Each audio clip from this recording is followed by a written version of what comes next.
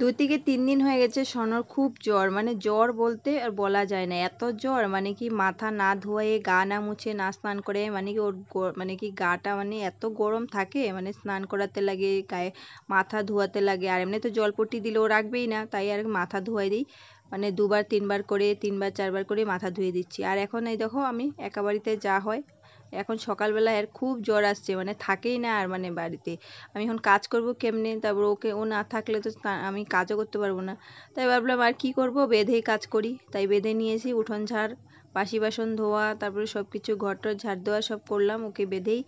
তারপরে ওর খাবারও বানাবো।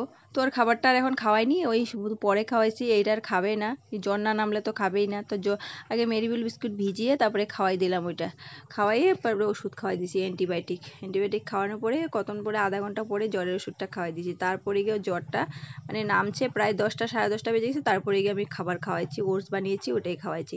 এখন খুব কান্নাকাটি করছে, মানে কি ওর এখন খুলে দেওয়ার জন্য।